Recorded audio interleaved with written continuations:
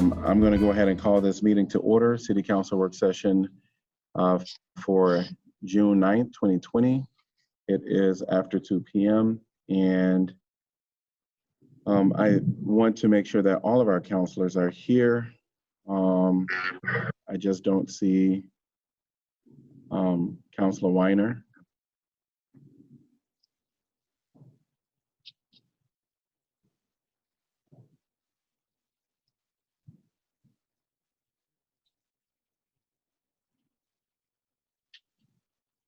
So once we have her, we'll be able to get started.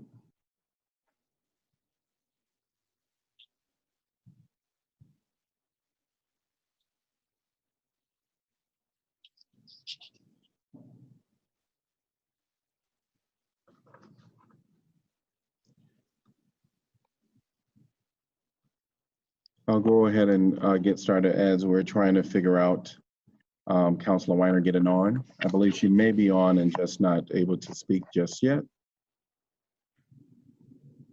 So today, this meeting, we have two items on our agenda, which to say the least is some huge items. The first item is update on Black Lives Matter movement. And the second is discussion of next steps in response to systemic racism. I wanted to kind of just talk about what is happening throughout our nation and specifically what's happening within our community.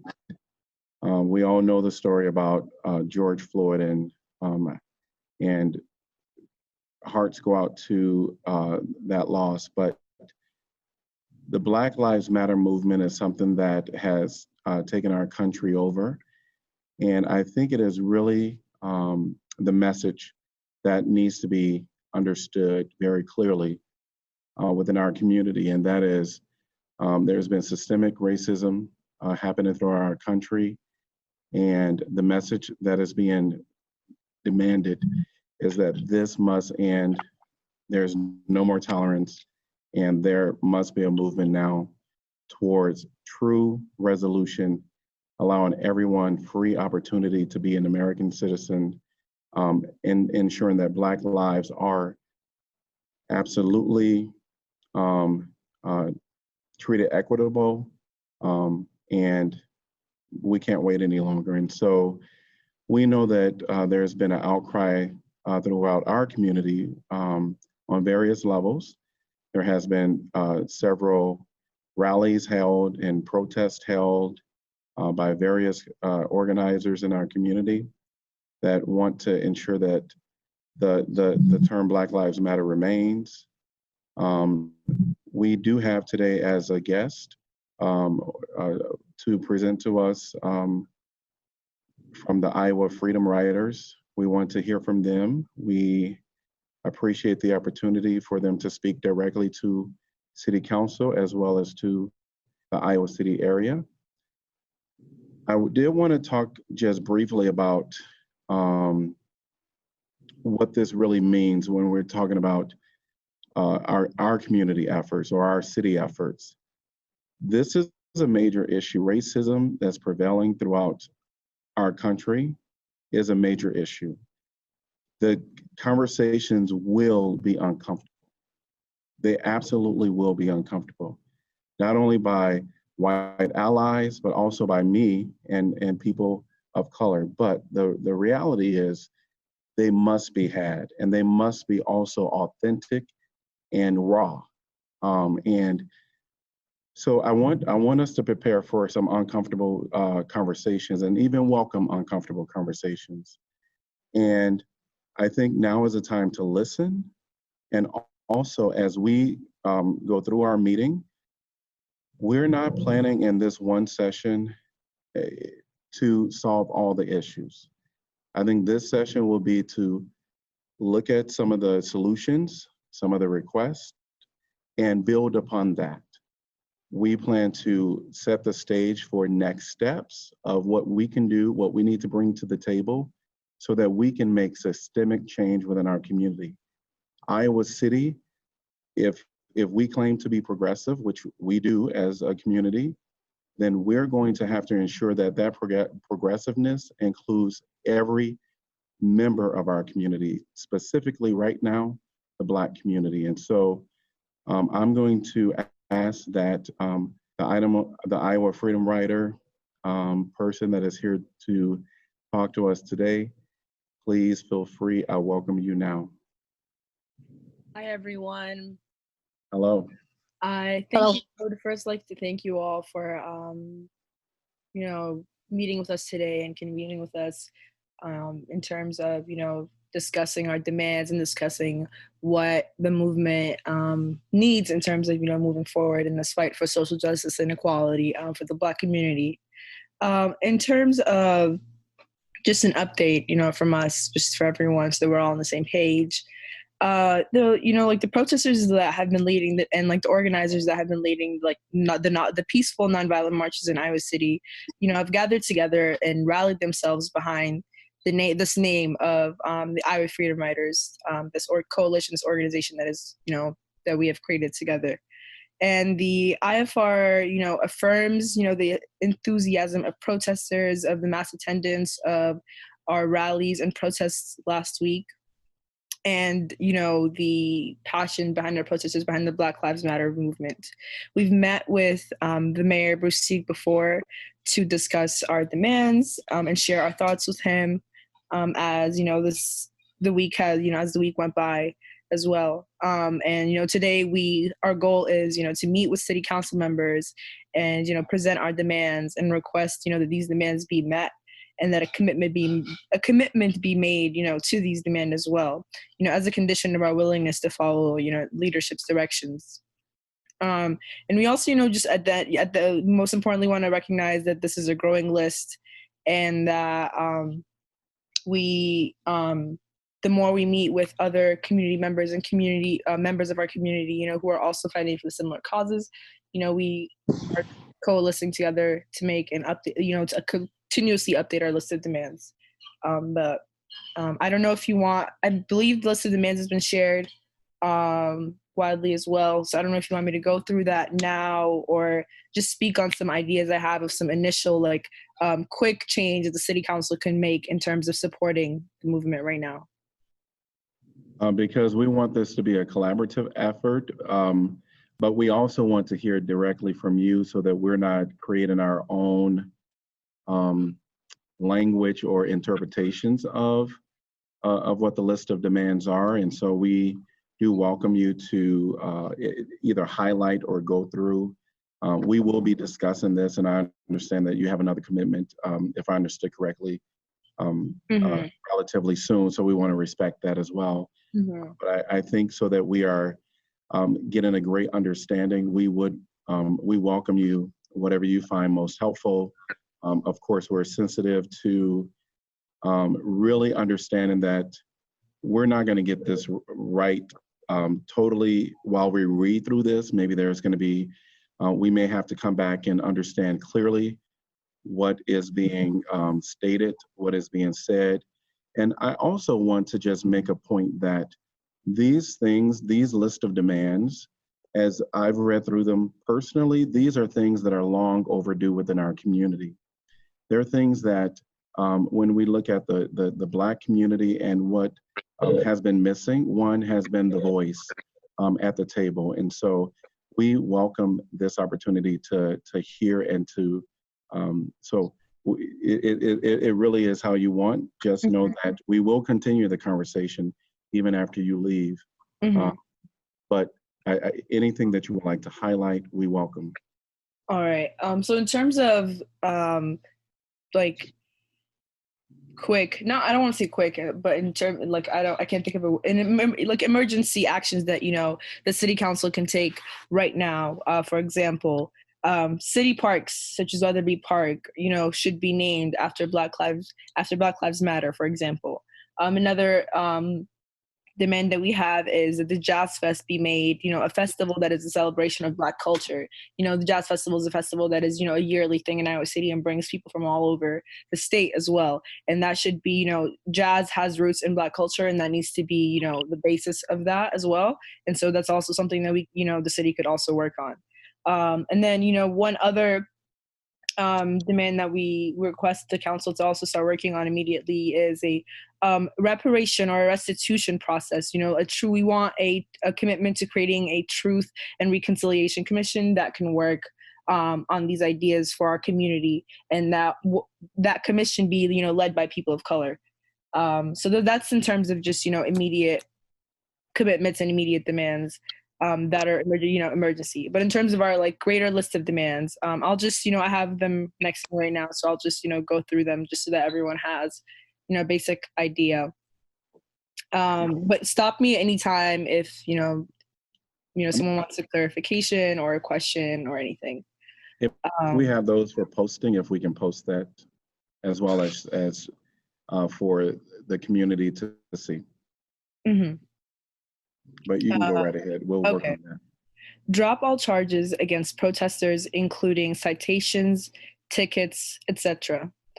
A strong statement from the Iowa City Police Department in favor of protests, including the deprioritization of law and order and property damage. Instead, a prioritization of police accountability for racism, while also addressing issues of systemic racism and inequality.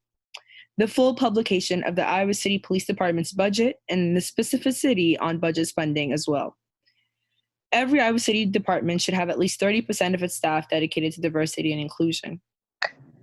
Every institution and business must not only have, but also is required to implement an equity toolkit. A clear and sensible plan for affordable housing.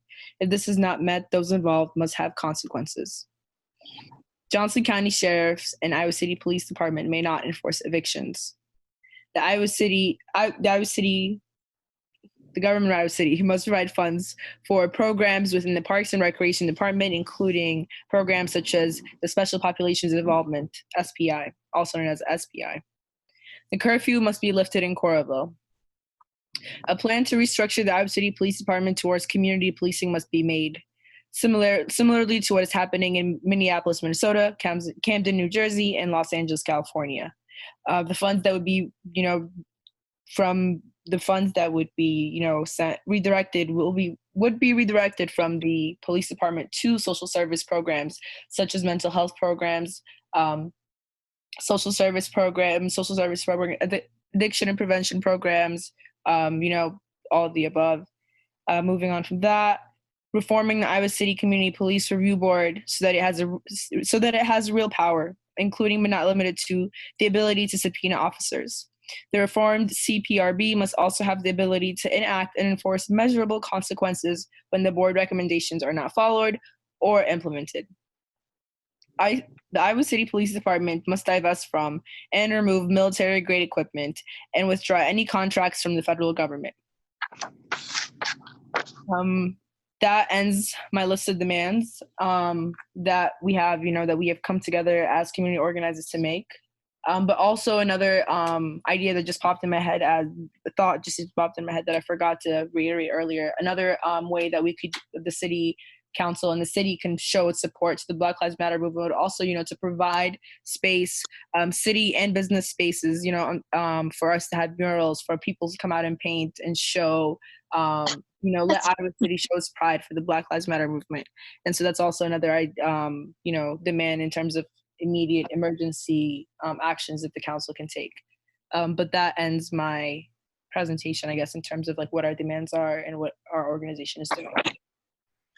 Thank you so much. And I do want to take a moment to share my personal thoughts on the actions of Iowa Freedom Riders and their intent and their purpose.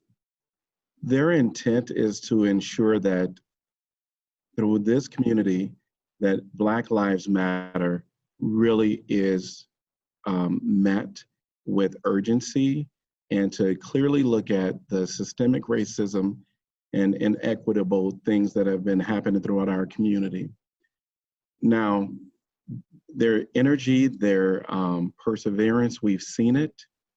Personally, I appreciate it. I think that to ensure that that energy and that commitment by our community is there, Iowa Freedom Riders have put in our forefront where we cannot deny that there's a change that needs to happen, and it needs to happen now. I've talked to Iowa Freedom Riders, and I have personally told them, and I have spoke out in public about any type spray paint or any like going to the I-80, that I am not about that. I am not for that. That is me personally, and would like for those efforts to end. But I also want to just mention something that, and my phone is dead. I wanted to read an excerpt from Dr. King that talked about, and I'll have to paraphrase because my phone isn't working. When you see riots, and he talked about riots, riots is the voice of the unheard, because that's where they resort to when they feel that they're unheard. Right now, counselors and all of Iowa City, we have the opportunity to stop perpetrating the unheard, and actually listen and invite all of our community to the table to ensure that all of our community is dedicated to the efforts of ending systemic racism and inequalities. It will hurt. People's feelings will get hurt, but we need to listen to the voices of those within our community that will share their own personal story of racism that they have had with various people or various municipalities within our community. It is hard. It will be uncomfortable, but we as a community must be dedicated to this change. And I get it. I get it. You know, the spray painting, I get all that. I don't want it. But we also must get beyond those distractions and really focus in on the message, and that is Black Lives Matter, and that we must do extreme things in order to ensure that all voices are at the table, and we do what we know right now, and it's going to change. We're not going to get it right as a community the first time. The Iowa Freedom Riders aren't going to have all of the things in the list, as they stated, is going to continue to grow. They're not going to have all the items right the first time of things that need to be discussed. But as a community, we must be dedicated. We must be dedicated to the discussion.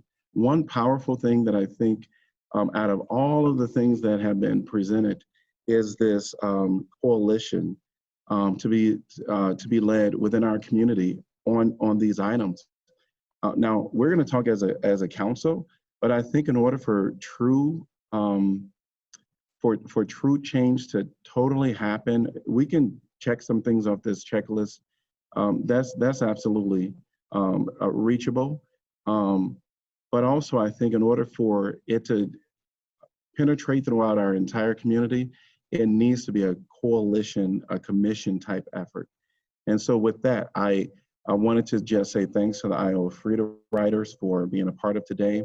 Of course, I want to offer any more opportunity or space for you to speak if you should choose to do so now before council have our discussions. I would just like to reiterate one thing. I think, you referred to our the protests that have happened back, this past week or in kind of past couple of days as riots. And I would, again, like to reiterate that we are a peaceful movement, that we are nonviolent, that there have been no riots in the streets. Whether law enforcement has treated us as rioters and treated our movement as a riot, that is on them. We have continued to be a peaceful movement and will continue to be a peaceful movement until our demands are met. And I would just, like to make that clear for everyone. I appreciate you pointing that out. And I think what my point was there to kind of paraphrase what Dr. King said. So anything that the community don't like, or whatever the case may be, whether that's spray paint or going to the inner I-80, those are ways, at least from my interpretation of relating it to the riots that Dr. King talked about. Those are ways for people whose voices have not been heard, for them to be heard. So I was not comparing them to riots, but I appreciate you making that clarification, because in no way was I making that comparison. And hopefully I didn't, my intent was not to do any criticism by stating this as being a riot by any means. So thank you for jumping in there for that clarification. All right, anything else? If there is nothing else, then I'm going to open it up for council discussion and just get our thoughts, because certainly I know that there are lots of things that we need to discuss, and yeah, I'll just open it up to our counselors.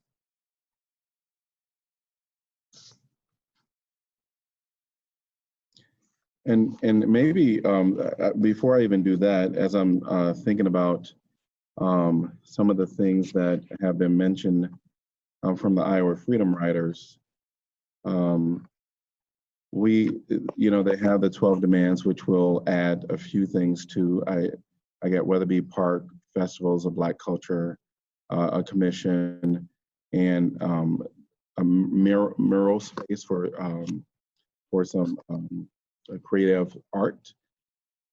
We also know that there's the 8 Can't Wait, which I have stated that we need to truly look through and see where we can adopt, if not all. Some things have more red tape, but we can find even some ways through the red tape as well. And then the Obama Foundation commitment to action, there are some things there, some 8 things there. So what I do believe is that commission is going to be the most important moving forward. Whatever council, discussed today, I think is going to be on a grandiose level, because we can't right now get into all of those small things. Well, the how this would all play out, although we have that sense of urgency, we have the ability to create within our city efforts to look at all of those, bringing already policies that are in place, looking at our affordable housing, what's there, what are the programs, what are the partnerships, what are the social justice collaborations we can have. And what strikes me right now as I'm thinking about this is a commission type effort. And I think that could be, from my personal opinion, kind of our next, an important consideration that we will want to make. So with that, I'll open it up.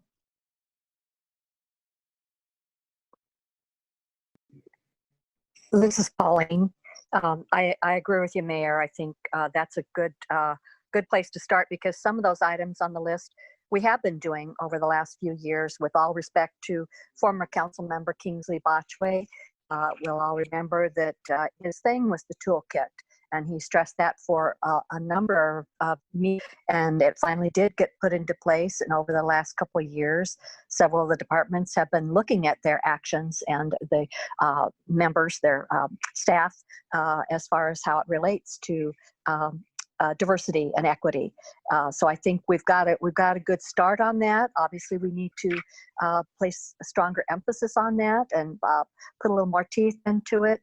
But we have had some efforts to look at some of these things. But I think your idea about the commission would be good. Mayor, if I could jump in, I just want to state some things really unequivocally. I think we've all had many, many, many conversations in the last week in response, particularly to the Iowa Freedom Riders and their direct action and their passion. And so I just want to make sure that we are very, very clear in what I believe is a community commitment being led by City Council to the goals of their movement. And as you say, Mayor, to start at the end. And the end is to confront systemic racism with anti-racist policy from the city of Iowa City. And I believe we are committed to that. So I just want to be as unequivocal as possible in stating that. And I know we've been getting really just hundreds of emails and messages and phone calls relating to specific ideas. And as you said, Mayor, we can't get into the minutia right now. But I also just want to acknowledge a couple of things, again, very explicitly. That is the young Black leaders of the Iowa Freedom Riders. There are people in our community who do not agree with their tactics, but we have to acknowledge that we wouldn't be here today having this conversation with this level of urgency if they hadn't undertaken what they've done in our community to date. And I thank them for their passion and their willingness to push us, because clearly we needed to be pushed in this moment. And the other thing I want to say without hesitation is that we can have the best policies in the world. And as someone who's new to this role, I've been trying to learn as much as I can about the history of what Iowa City has been doing. And we can say, oh, we're very, very progressive and we have wonderful policies in place. But if the lived experience of our community, if for our Black residents, if that's still one of oppression, then we have much, much more work to do. And so we'll highlight what we have in place and be able to show the community the policies that we have, but we will also be very, very clear going forward in our commitment and our statements, because Black lives matter and need to be elevated right now.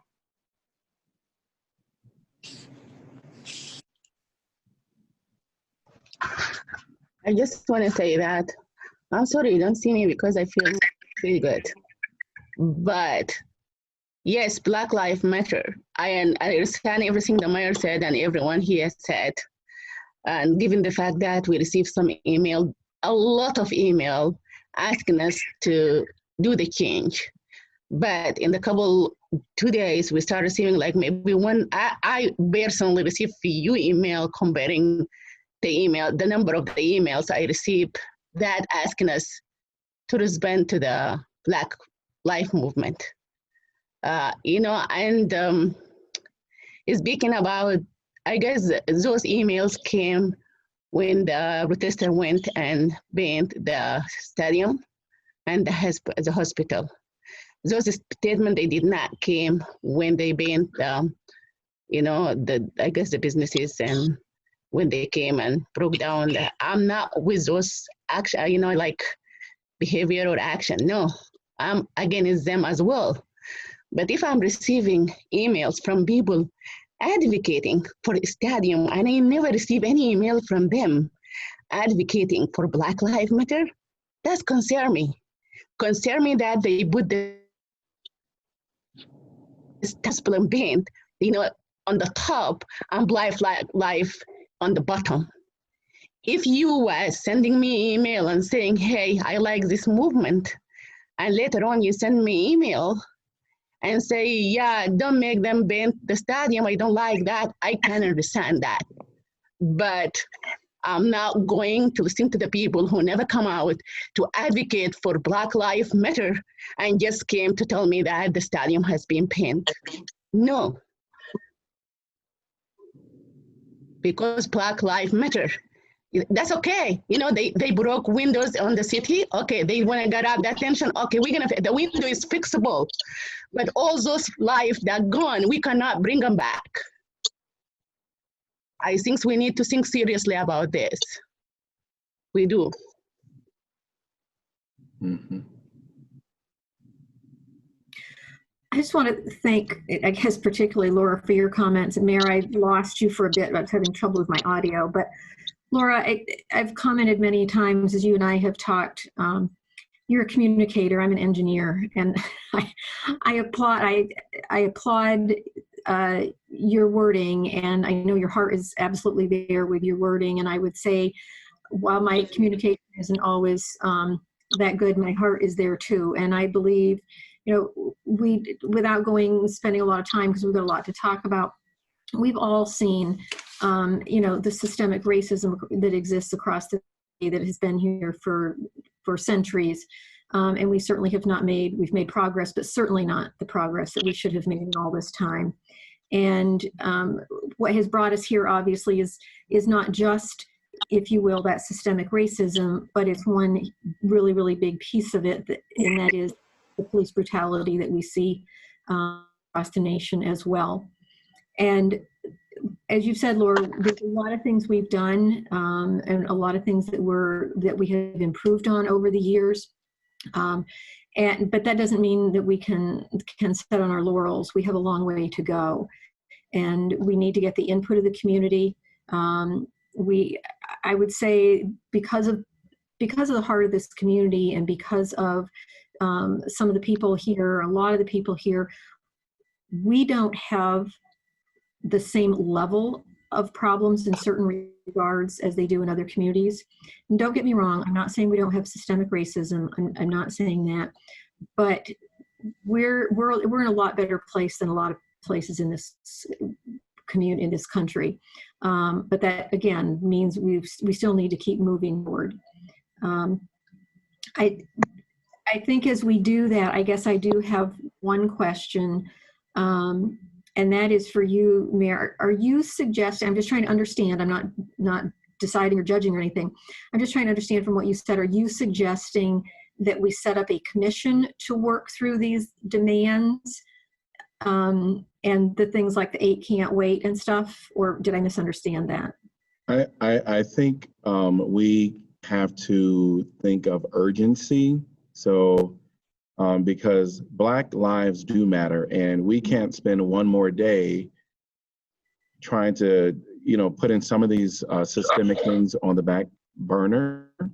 Now, some of those, so we can certainly go through any of these, and if there's something that we can say, hey, we can institute that now, we can say that. But I believe that we can't give full understanding of what some of these really mean without having Black lives at the table, at this commission, to one, share their stories, to also interpret what the policy has meant within their experiences and what changes need to be made. Because it goes beyond, we're talking policies on one level, but there are systemic things that also needs to happen within our community, where many individuals may not understand just how some Black people within our community think about their neighbor who don't come over and knock on the door to bring them cookies, but they'll call the police when they hear their music. So I think a commission or some type of a community led effort would be most valuable, because no matter what council, yes, we can pull up the policies specific to the equity toolkit. We can work with CPRB. We can do a lot of these things, but I do believe that commission led by people of color definitely is something that we have to consider within our community. And that commission, as I see it, is not just city. It's not about the city. It's about the whole community. As I see it, we have our items as cities that we bring to the table, that we have looked at, the demands, and we have identified areas from our knowledge that needs change. We can also submit the things to this commission and collaboratively work on them. So that is my thought, at least through this process. I don't, I have to admit, I don't know all the answers, and I don't know if anyone here knows all the answers, but movement towards getting solutions is it has to be the dedication, which I do hear that from the counselors, because I've talked to each of you. And maybe, if there's something here right now, we can kind of identify, or if we, choose to do a commission, then I think we can certainly involve the Iowa Freedom Riders. There's other social justice groups throughout our community, but we definitely want to ensure that we have Black voices at the table to talk about what are the next steps. And if it's the commission, then it's the commission. I think it's something that it's going to be a long-term commitment.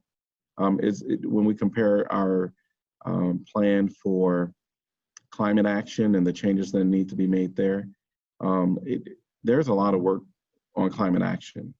When you're talking about changing systemic racism, there's a lot of work that needs to be ongoing for a long time.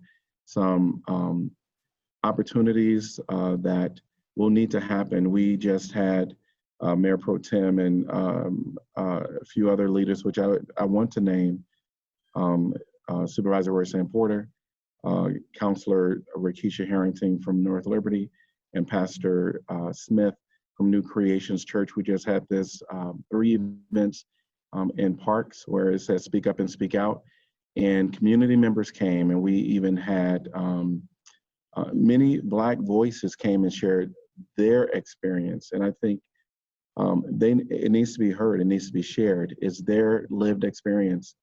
And no matter if we say,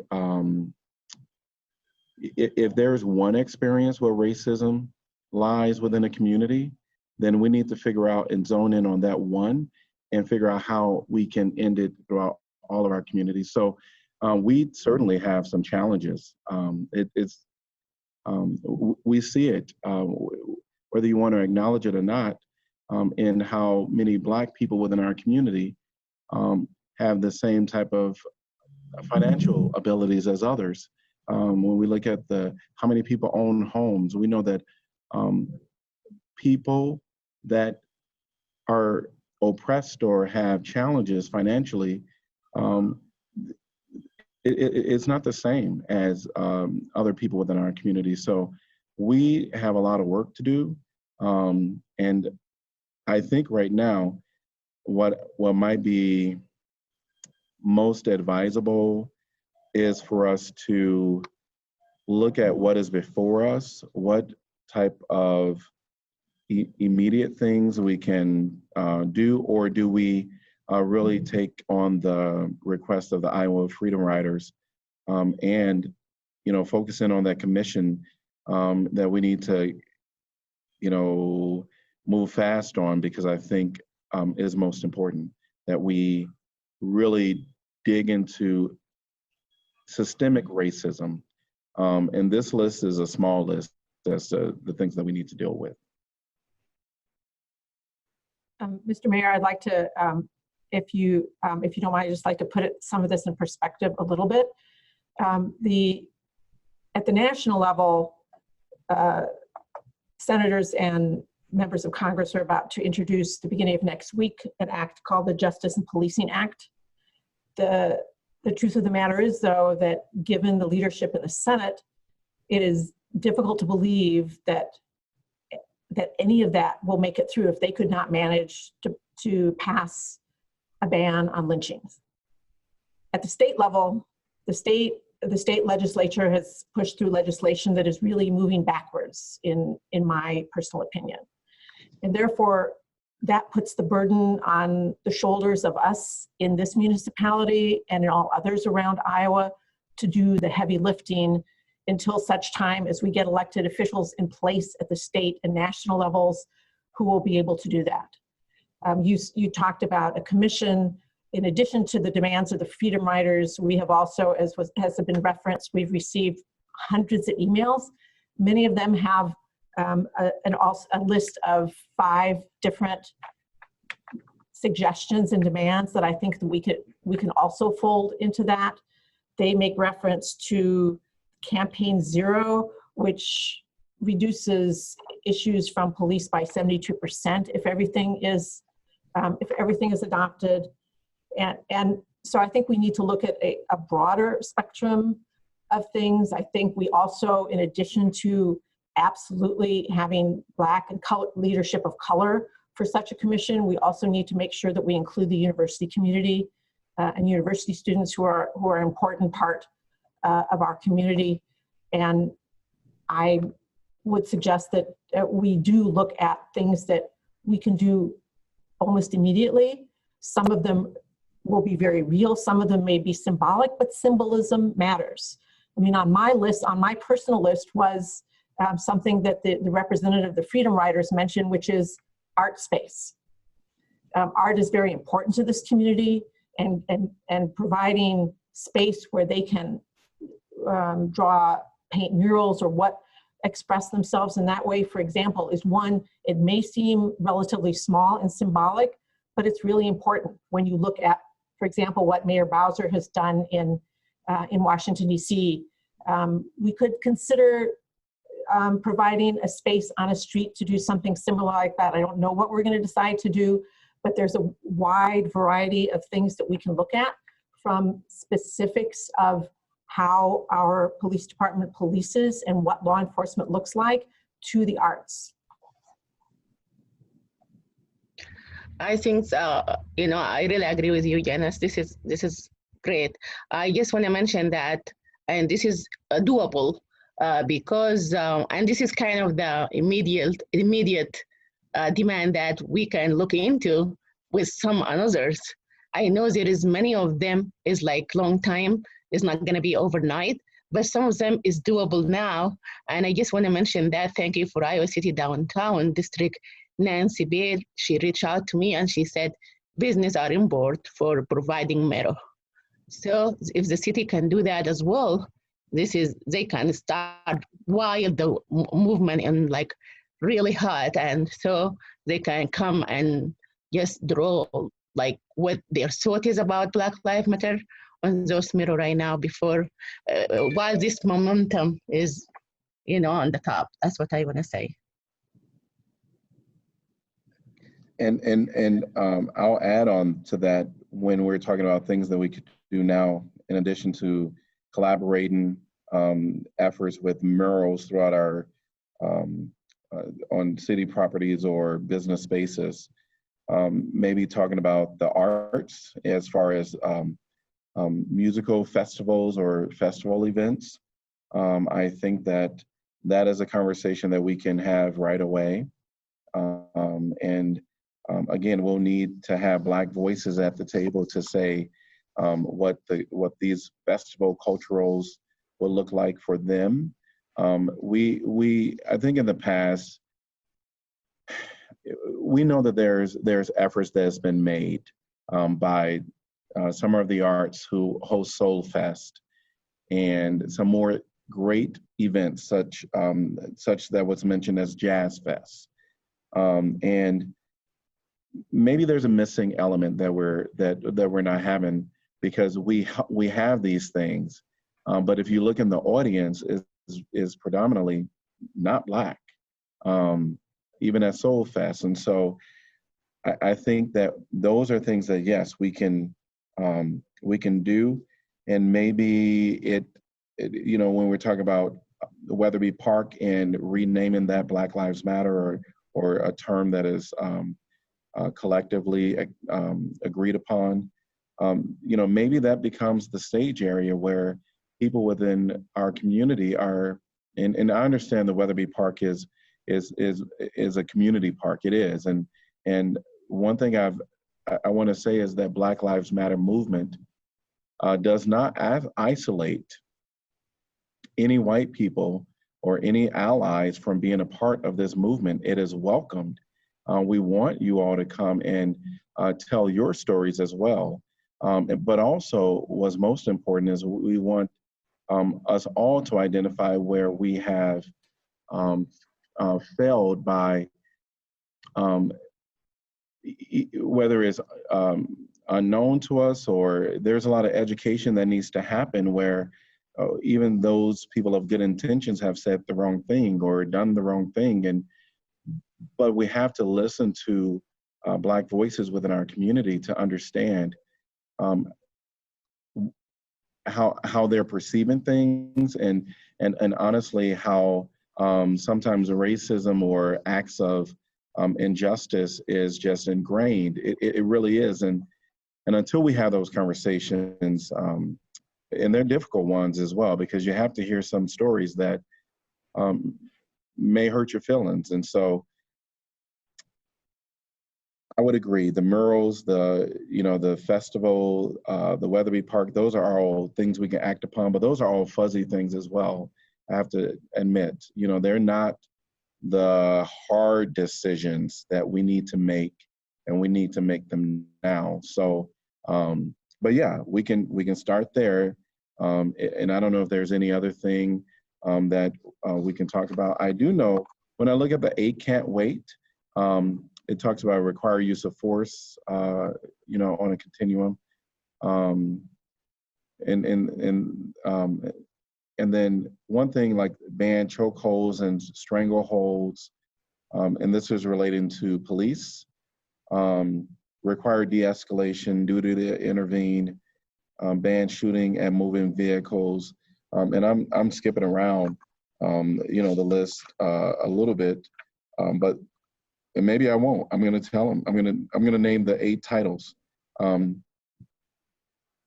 Require use of force continuum, requires exhaust all alternatives before shooting, require comprehensive reporting, ban chokeholds and strangleholds, require de-escalation, duty to intervene, ban shooting at moving vehicles, require warning before shooting. So the 8 can't wait. This is definitely now talking about some of those direct things, particular to police force.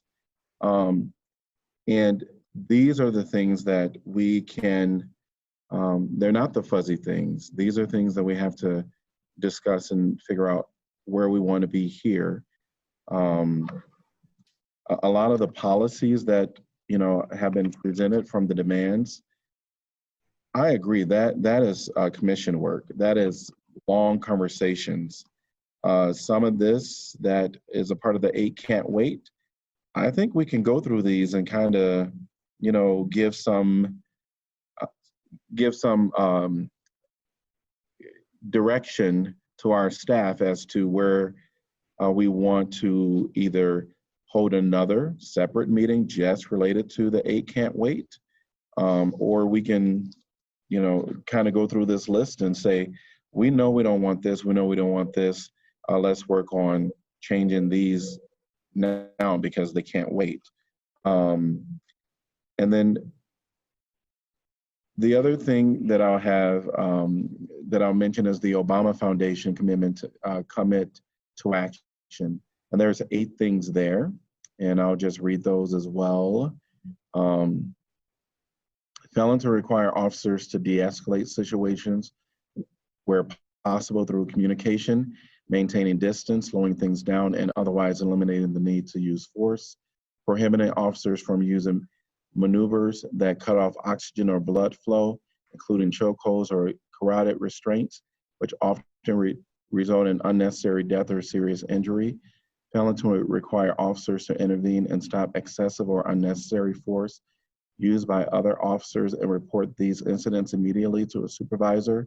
Failing to restrict officers from shooting and moving vehicles, which is regarded as a particularly dangerous and ineffective tactic.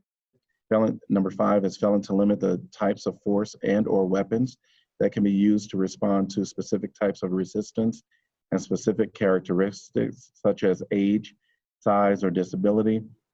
6, failing to require officers to exhaust all other reasonable means before resorting to deadly force. 7, failing to require officers to give a verbal warning when possible before using serious force, such as shooting, tasing, or pepper spraying anyone. 8, failing to require officers to report each time they use force or threaten to use force. Example, pointing gun at a person. So I think that, you know, we talked about some of the things that we feel that we can do right away. From my vantage point, I think one thing that we can do is set up a commission immediately. We'll task a commission work to look at all of these in short term, and we'll put things by categories. And maybe we need subcommissions and ensuring that we have at the table voices that can look at these, because these are people's stories that are coming out as far as how they may have felt. No, these are people's stories coming out in ways that they have felt either discriminated against, or how is being these acts being in place are causing inequities amongst a group of people, which are Black people. So I want to kind of help zone council in as to where do we feel that we can, are people on board with the commission, and what are people feeling next steps, because I think that's most important. And we're kind of doing both of our agenda items at the same time. So what do people feel? What I'd like to suggest is, because I think we need, as everybody said, there is a significant amount of urgency here, and justifiably so. I would like to suggest that we take the 8 Can't Wait and we take the Obama Foundation Commit to Action. And I know hopefully things slow down in this next week so that it's possible for staff to give us kind of their response to these. From the standpoint, I am assuming that there is a number of these that they're already being done, that are already in our police policies and procedures. And if they're not in their policies and procedures, maybe they're in their training, but let's find out exactly where they are, because I'll tell you, as a layperson reading through these, my initial response would be, why wouldn't we approve all of these? But I also have enough experience to say, I've done that before and I didn't hear the other side, or didn't get all the information before I said that. So before making that commitment as an individual council member or us as a full council, I think it's important that we do have input and information and response from the police department as to what they're already doing. If there are any of these that they don't agree with, why don't they agree with those? And with the possibility that we could act on these next week at our regular meeting, I think that gets us moving on something really quickly. I think there are some other things that we could talk about, but I think those 2 items in particular are urgent. And we're not going to get a commission set up as quickly. If we do this fairly, we're not going to get a commission set up within the next 2 weeks. I mean, it's going to take time. So I think we really, as a council, and we have to own all of these decisions. Even in using a commission, we have to do the final approval. We own these. And so while I certainly understand and appreciate and totally agree with you in terms of having Black voices at the table and involved in all of this, if there are things that we feel are things they're already kind of asking for and we can make quick action on those, I think we should do it. I agree, and Mr. Mayor, I would encourage us to be bold in this moment. We know the community is really asking for action, and while we may not be enacting a new ordinance in this moment because this is a work session, we can absolutely direct staff based on our values and what we are hearing. I think we have heard enough, not just I'm sorry, are you cutting me off or you didn't hear me speaking? I'm sorry, Ms. Alher, I did not hear you speaking. Yeah, I didn't hear you speaking either. Sorry about that. Yeah. Oh, I was saying I really disagree completely with Susan Ma'am's idea. I'm going to tell you why. First, I know that at least the foundation, Obama Foundations, the thing that on Obama Foundation, I know that, as she said, maybe the department is doing it. That's true. Maybe most of them, the police will say, hey, we're doing it. The staff will come back and say, hey, we're doing it.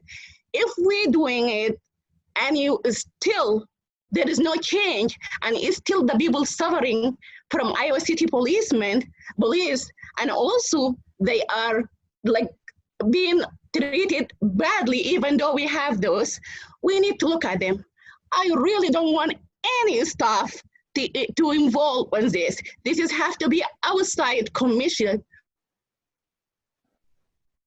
where we appointed people of color and maybe people that white who are social justice advocate, but giving it to the staff, excuse me, this is being there and is not even done any good.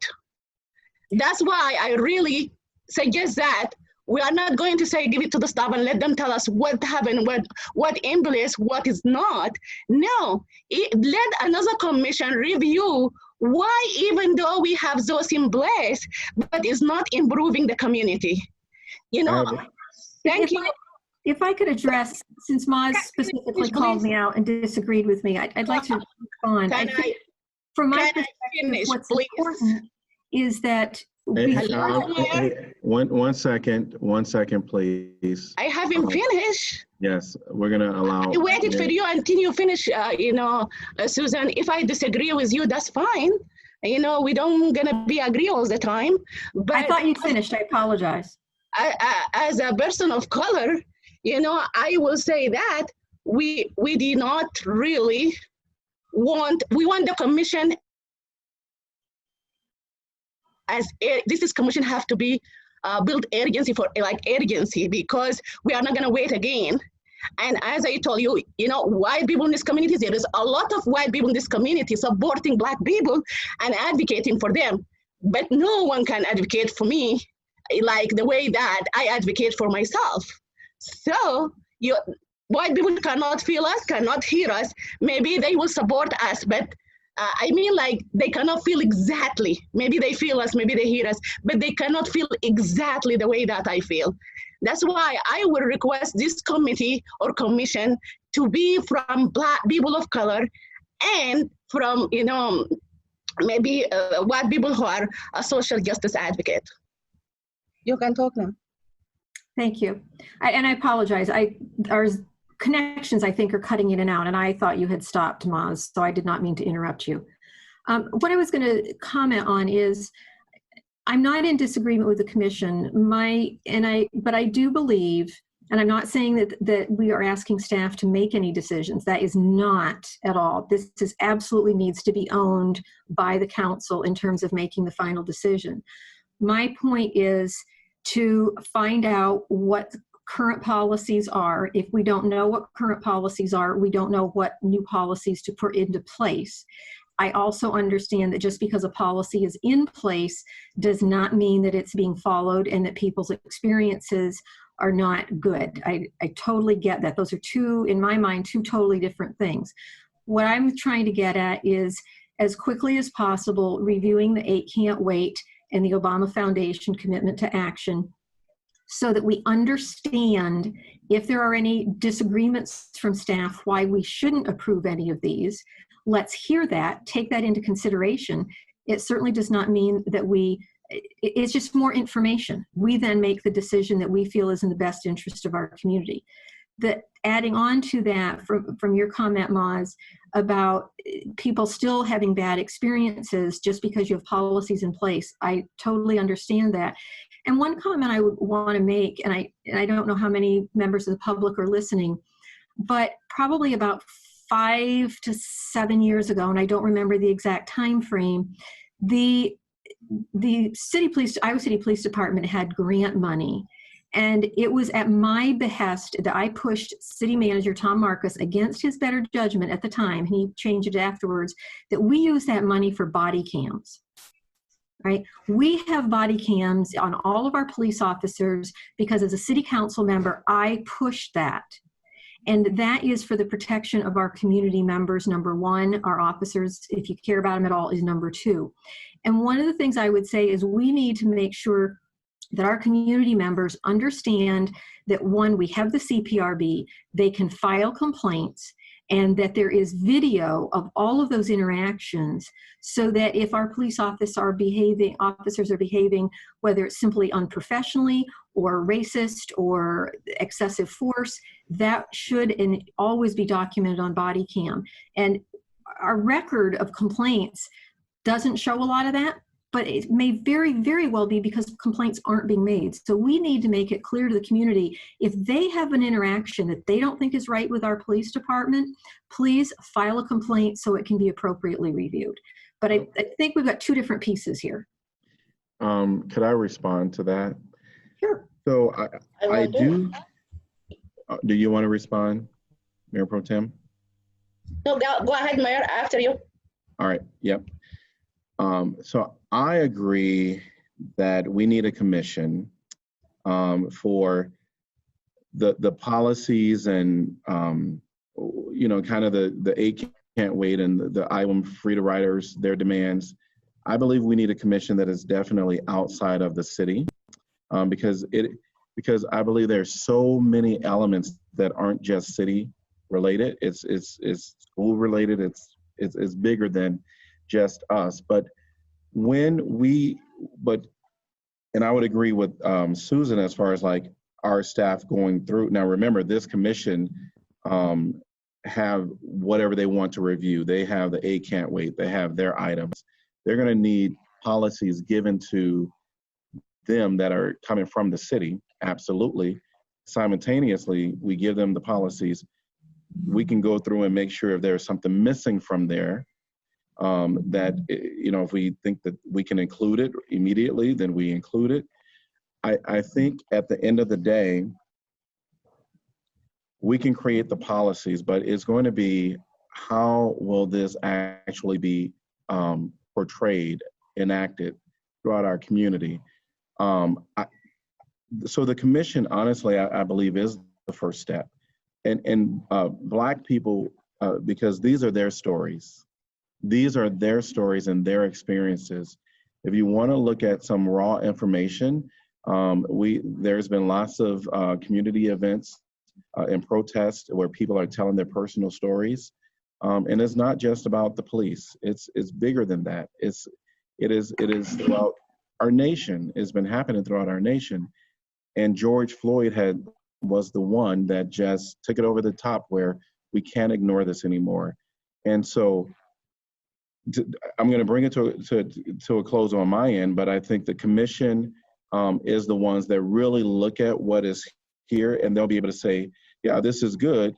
It is there in your policy, but let me tell you my story about how this is in your policy and how this and how this act, in my experience, went against your policy. And then I think that's where the real conversations have to be had to ensure that people, one, understand that this was, you violated your own policy, and this is what we're not going to continue to allow to happen.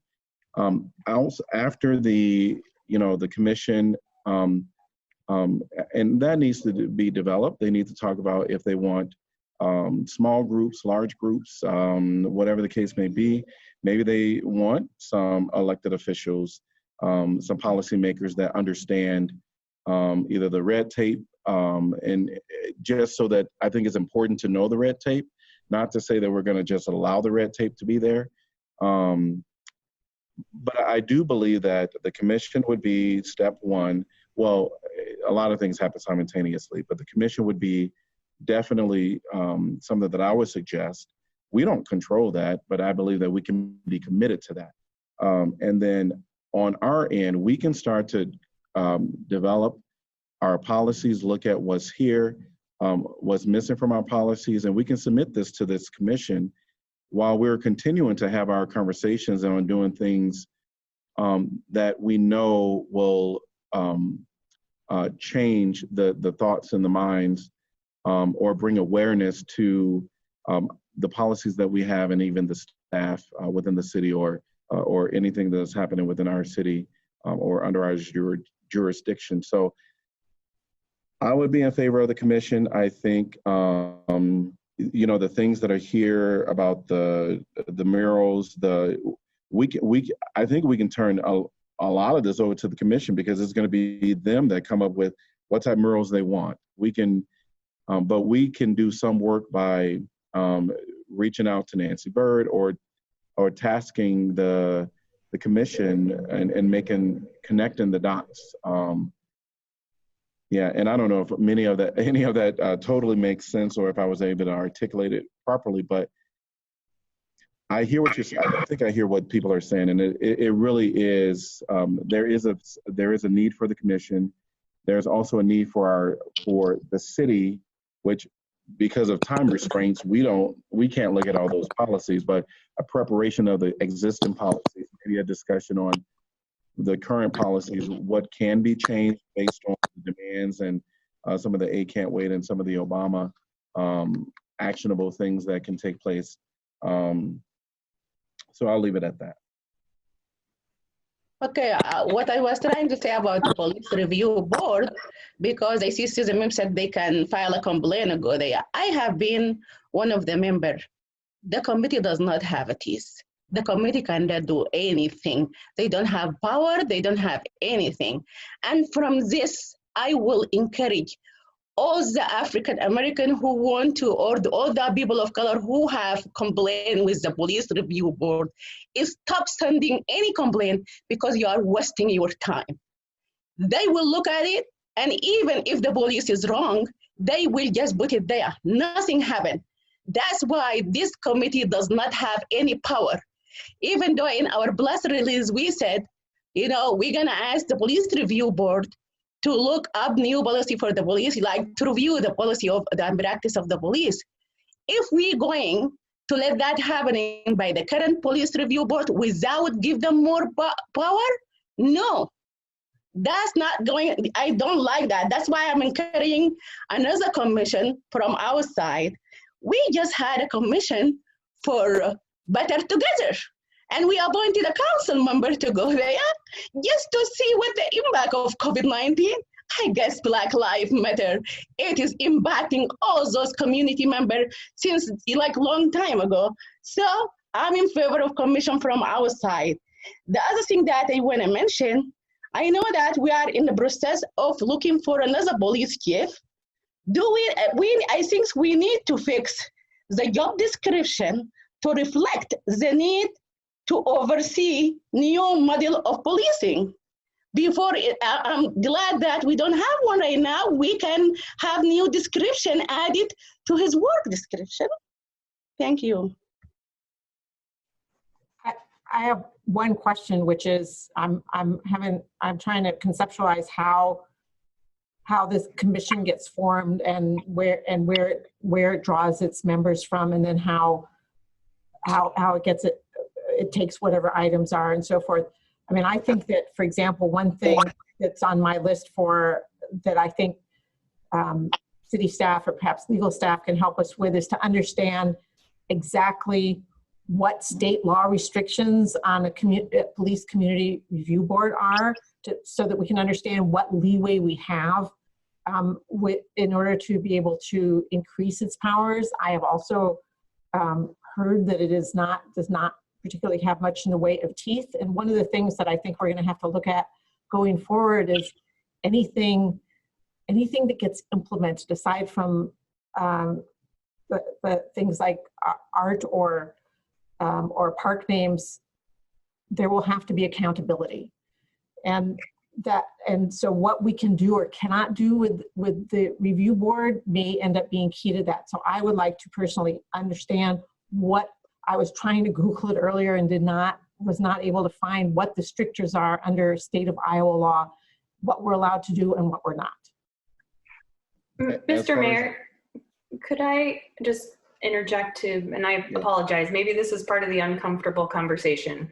I feel like we're missing the moment right now. I think we need to focus on specific things that aren't in the weeds, that aren't we're not sure the extent of our authority, or we're not sure how it can be implemented. But I do think there are things that are on the Iowa Freedom Riders list, and also things that we know based on our values that we can try and articulate to give staff some guidance. I agree with a commission that needs to be potentially much broader than anything we have in place right now. I think what I heard the Iowa Freedom Riders say, a Truth and Reconciliation Commission, and to Your Honor's point, the stories that need to be heard and told. Yes. I think today we can also make progress on specific items like, if we all agree that chokeholds are an inappropriate way to restrain someone by a law enforcement officer, let's say that to staff. If we don't know exactly how our policy being worded, if it's allowed or not allowed, my understanding is we don't do it, great, then they can confirm that. But I think it's important that the community understand we're committed to that type of thing. And the Freedom Riders have their specific list. I think we can there's some things that we can knock off right now. And I'm here for that if others are willing to do that. I'm all about it. One comment I was just going to make as far as the commission, I think Councilor Mina talked about. I guess I wanted to be clear that we won't play that leadership role in that the development of that commission. That will be coming from the community. That is community. That is not us. Our commitment is to be partners in whatever fashion to that commission. And so I just wanted to make that point. But with what Councilor Burgess said, then I think, are we ready to go through the list and see what, maybe that will be the way that we do this, or maybe people can just identify whatever things that they've read that they want to say, I think we can do this right now. Maybe that's the way we do it. I'll start off. I think number one, although we don't have, at this point, we don't have jurisdiction over, if I understand correctly, the charges that have been, the charges against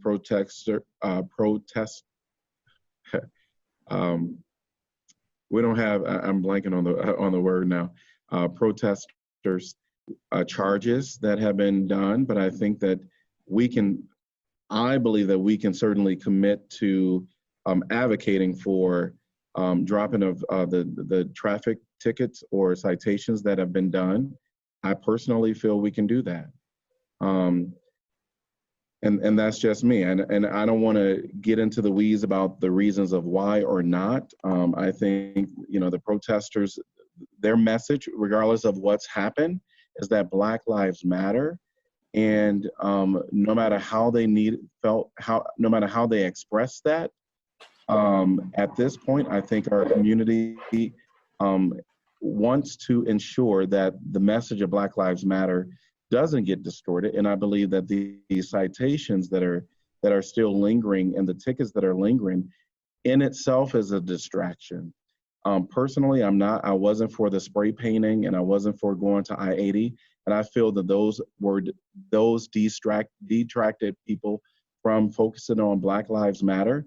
I believe that the citations and the tickets, right or wrong, but it's a distraction. And so to bring it back to what really matters, and that's Black Lives Matter, I say, not looking at all the things around it, I suggest that we support and make statements from this council to the county to drop the charges against the protesters. That's me personally.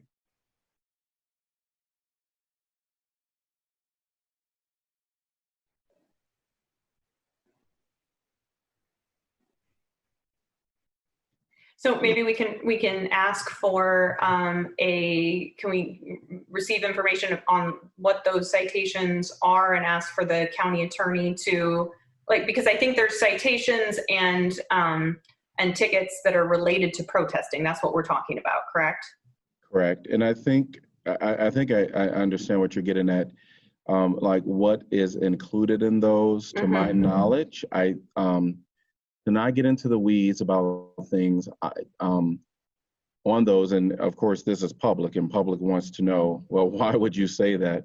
I think, to my knowledge, or my belief, is that any of those citations or tickets or charges, whether they're in particular to the ones that I'm aware of, whether they're seen as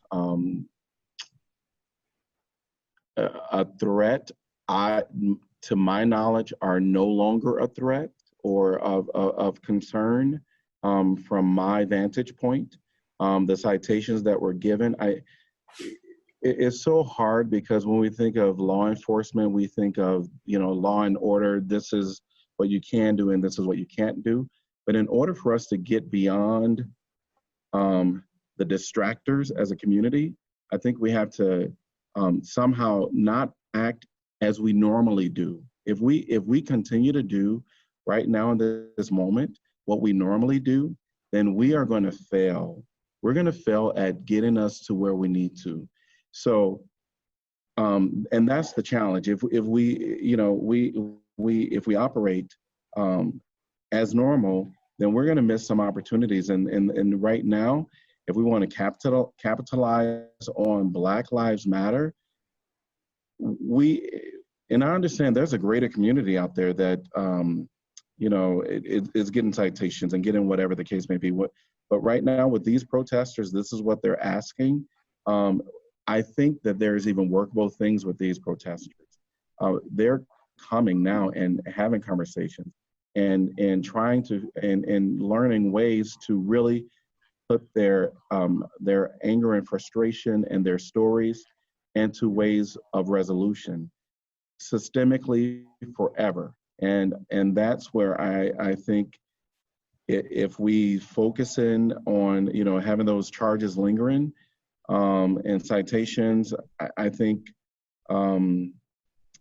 it distracts from moving forward with all of this other stuff, but that's where I am.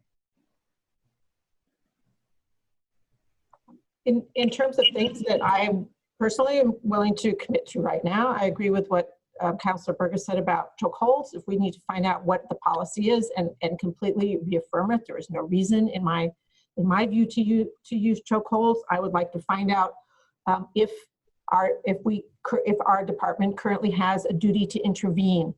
If not, I think we ought to have a duty to intervene. Is there a duty to report? If not, I think we have to have a duty to report.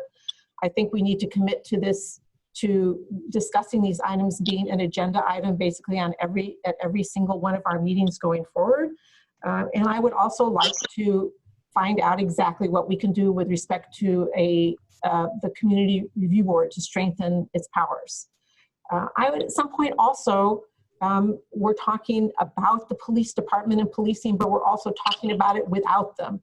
And I would like to hear from them as well. They are also members of this community.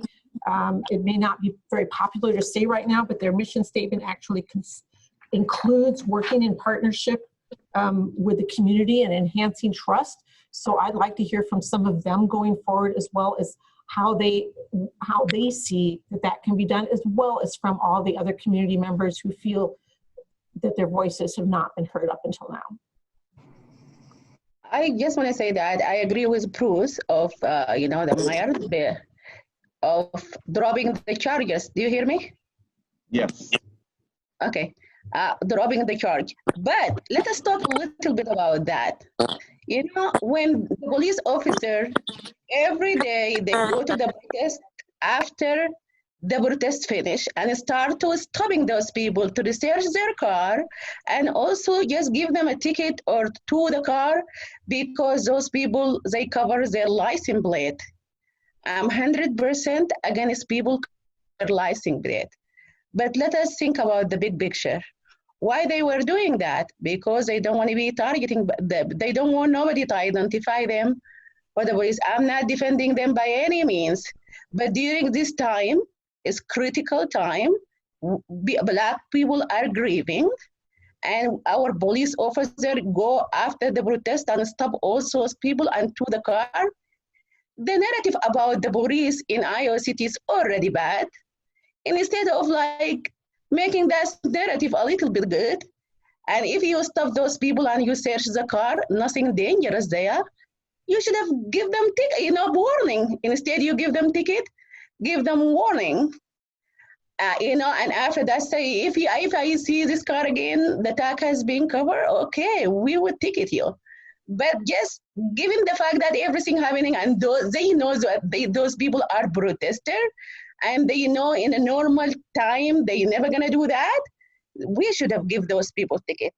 Since we did not, I would support the mayor on drop all the charge, but not only that. The city is responsible for paying their towing expensive, because I hear that all the car had been towed, and I guess the towing company charged them money. So we should refund them that if they pay it out of their pocket. That's what I really want to see. Thank you. This is Pauline. Is that okay? Can I talk? We haven't had a chance to talk. Some of us had not had a chance to talk. I would like just a few minutes to say a few things. First of all, on dropping the charges, I'm reluctant to say that because what are the charges? I'd like to see a list of what they've been charged with. If they were truly things where they were breaking a law, a rule, rules are made for a reason. I'm hesitant to drop them. If it's just because they were out in the streets and they're trying to make a point, that's one thing. But if they were truly breaking some rules, I would like to see, before I blanket, like say, let's drop all the charges. What were the charges? Because there are other citizens out there who might be doing the same things, and we're not going to drop their charges. So I would like to see that. And in relation to that, as far as this commission, and then also what we're talking about today, staff, and I'm not talking all citywide staff, but police department staff, particularly the union leaders, they need to be in this discussion. And it's unfortunate that this was put together pretty fast, and we don't know what their rule books say. We don't need to reinvent the wheel, so to speak, but we need to make it clear that if those guidelines are already in place, they need to be followed, and we will expect that. We will hold them accountable to follow those rules. So I think those 8 can't wait and the Obama rules are important for whoever to look at, the commission or us as a group. And I think Susan had mentioned earlier something about in 2 weeks, maybe looking at those things. Maybe by that time we could have a list of the rules that are already in place, and perhaps have someone from the police union to talk to us and say what they're already doing. And then in relation to the police also, as far as the job description for the chief, Chief Matherly was excellent. As far as a new model for police. He was getting a real foothold on community policing. He stressed that. He stressed that the officers get out there, get out of their cars, talk to people, and be out there in the community and be known, as a friend and not a foe. And I think that's important. And whoever our next chief happens to be, I think we need to be certain that that's important in their beliefs also. So that's all. And then as far as the murals, I mean, right now as we speak, the South District is making a beautiful mural on a business that cooperated and let them do that. So we're doing that all over town. The beautiful Goose Town mural that was painted on the side of a building. So that's not something that would be difficult to do, just to find the folks. And we've got artists, we've got creative people in this community. Utilize them and come together and do that. That's something we can encourage to do right now. We don't need to sit down as a council and say, you will make murals. Anybody can do that. Just work together with a business and get a group together. The South District's been working on it for 2 years, and it's coming together very nicely, and the community is helping to paint it. So that's possible. That's something we don't need to talk for hours about. And I don't know about you, but I was starting to get really frustrated by the whole discussion not going anywhere. But anyway, that's all I have to say. Thank you. I just want to say that the police unions always cover the police. They defend them, and I don't think we have to make them to tell us what can we do to make this practice good.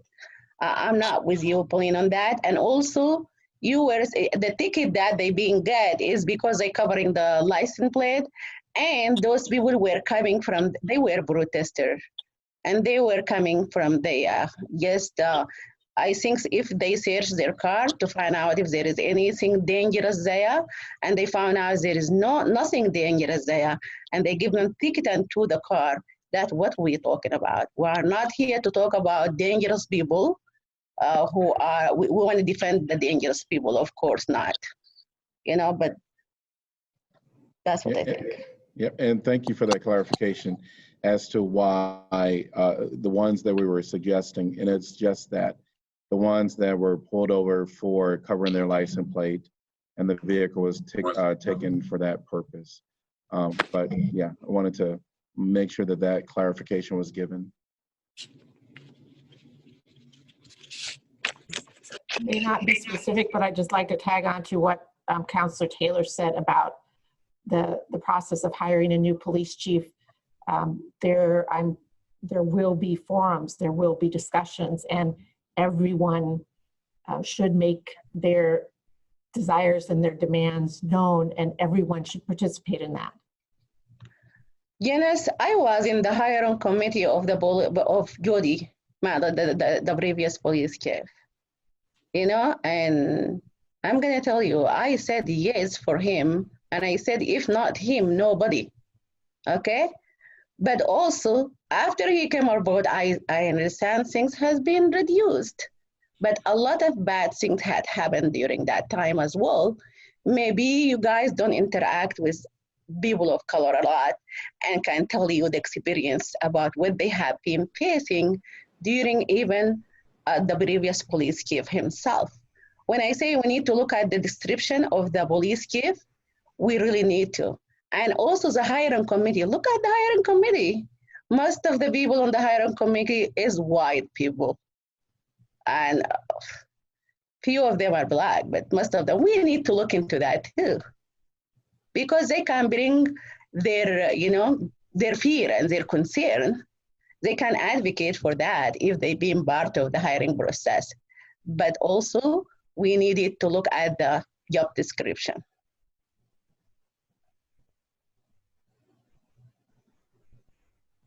Fair enough. So a few things that I have so far,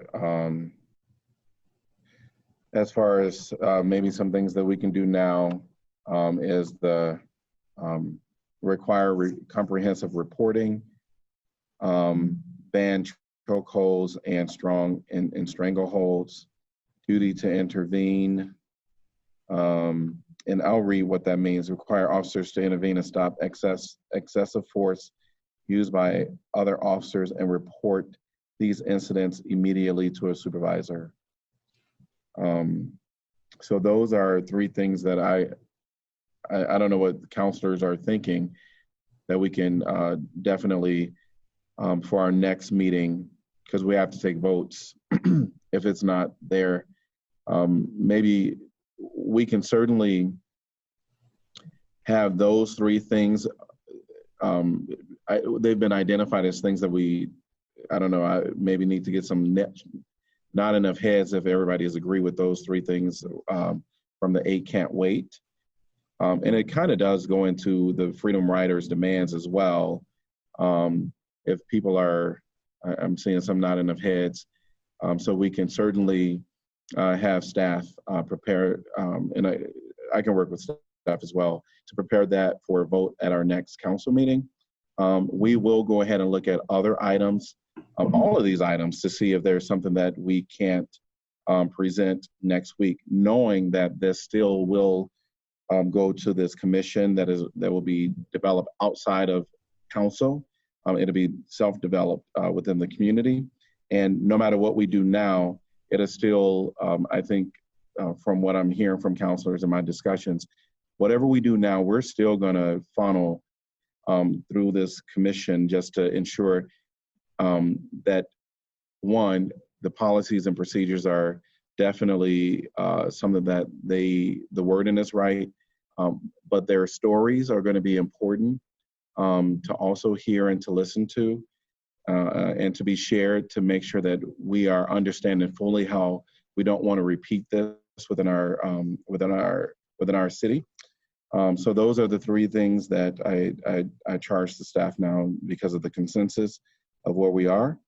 And then it sounded like the mural and the maybe the festival, and I didn't really get I think I got half, almost up to 4 people with Weatherby Park. I don't know if I can maybe get a sense of, do we have support for kind of at least we want to start the conversations with connecting the dots for the murals and for the festivals, and that's just us giving names to kind of this commission, because we're not interested in creating that. We believe that that needs to be created by this commission and by the community outside of council. So are we because Weatherby Park is under our jurisdiction, are we comfortable kind of saying, let's put Weatherby Park, they asked to rename it, on their agenda? I'd like to know some history of how that place got its name. I'm not saying I'm against any kind of changes, but I think making changes without any understanding of the history could be problematic. And and while I've got the floor, I'll just add, I'm, I guess, concerned and confused about this commission. The city has never had a self-appointed commission, so I don't understand how that's going to work and who's going to get on it and how many people it's going to be. If it's going to be 50 or 100 people, if you have 50 or 100 people raise their hand and say, hey, I want to be a part of this. You've talked about it being broader than just Iowa City because we have community-wide school district issues, et cetera. So are we talking about having people from North Liberty and Coralville as part of the commission who are giving us advice on what we should have for Iowa City policies? I'm sorry, I'm seeing some issues here that are, I understand we need to do some things differently, but I'm seeing some issues that I don't understand and could be problematic. Could I respond to that? I think it's exactly similar to Better Together, where Better Together is coming together with different municipalities and different organizations throughout the community. And then their intent, that's outside of city, a part of their intent or desire is for them to make recommendations to each of those municipalities to consider final adoption or final. So I think it's the same as Better Together in theory, where it's just a commission that people, and it's also no different than either the Friends of the Deer or Climate Strikers. They're going to present to us whatever their desires are. At the end of the day, council makes the decision. And so I think, to put it in perspective, that is my thought process, is they certainly can't, they don't make the final decision. That's a reality. But that commission can develop, can go into detail, just like Better Together has developed. And out of a critical need of COVID-19 being expanded. And I think that this commission itself, just like we weren't involved with setting up that commission, we weren't the three different entities that came together to set up the commission. I think that certainly we can offer to have a seat at the table. Maybe we'll be, I think it's really early to go right ahead. Mayor, thank you. I think none of us know what this commission is, and it doesn't exist yet, but what we have in front of us is some very specific requests relating to city policy that we do know we either have control over or we can influence through our direction or our own requests. So I would ask that we maybe try and focus on that for now, with the understanding that there needs to be a broader community-led effort relating to some of these deeper and longer term issues that are going to take a lot of work. But I don't want us to lose sight of our immediate ability to continue with some of these, more specific things. And I think I'm just going to start throwing them out there. The publication of the Iowa City Police Department budget is there. We need to elevate that, make that more accessible.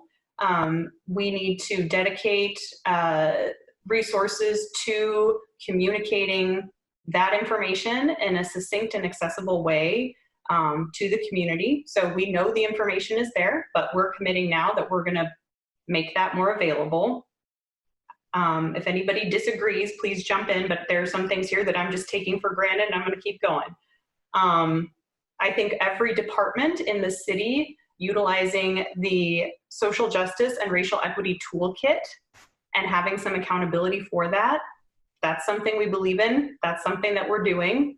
We need a report from staff on what departments have done it and where, what's left, and to make sure, again, that we're elevating that information and sharing it directly so that people can help hold us accountable for the equity toolkit.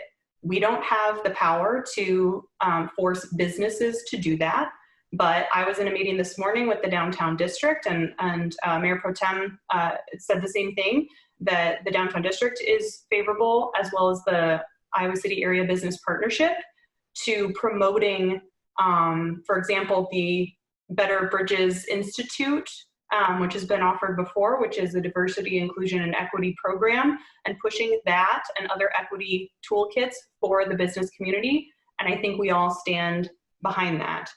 A clear and sensible plan for affordable housing.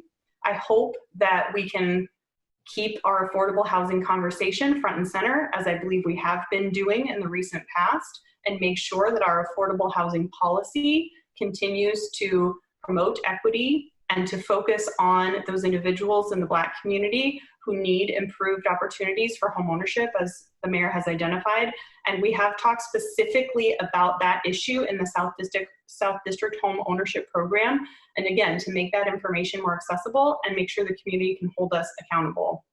Relating to evictions, my understanding is the Iowa City Police Department does not enforce evictions, that would come from a court order from a judge who directs the Johnson County Sheriff's Department to execute an eviction. So I just want to make sure that we clarify that the Iowa City Police Department is not executing evictions. And if they are, let's have a conversation about what that means and what that looks like, what we can do. The Special Population Involvement Program with the Parks and Recreation Commission, I think we're all in favor of that. It's something that's been in our budget. Let's make sure that we're looking at that and continue to fund it and make sure that it's funded adequately. And for members of the community that have recommendations for specifically how that program should be expanded, let's do it.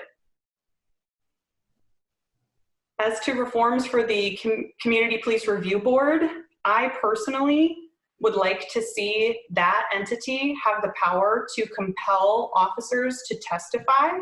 I don't know if we can do that, but I think that is reasonable and appropriate and a part of an investigative due process procedure that makes a lot of sense. It may be that that's not possible and that would require legislative changes, but I would hope that we would all agree that having an officer provide sworn testimony as to their side of a complaint, as to the facts that were undertaken, I think that is important, and I'm asking for that. The question of divesting from military grade equipment and contracts, I think a few of us have received a message from one of our county supervisors about a piece of equipment that we call the MRAP. I don't know what that acronym stands for, but it's sort of a multi-purpose armored vehicle. And I think we should look at do we actually need to use that equipment? Does it have any reasonable use, or is it more harm than good? And my personal opinion is that our community does not need that piece of equipment and that we should find a way to dispose of it. So that's my position on those particular items, and I hope that people weigh in if they disagree. I agree with Councilor Burgess. The specifics with respect to the MRAP, which is a form of military-like tactical vehicle, is that it was secured by Johnson County Emergency Management. It has been used perhaps a handful of times. It only really creates bad will and takes up space, and I would be in favor of asking emergency management to look at a way to dispose of it. And I otherwise support the series of statements and actions that Councilor Burgess proposed.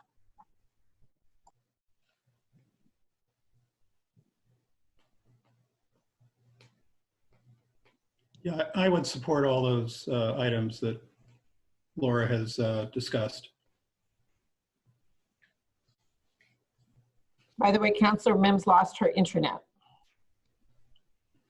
I'm back, finally. And is Mayor Pro Tem on still? And my phone is dead if someone can.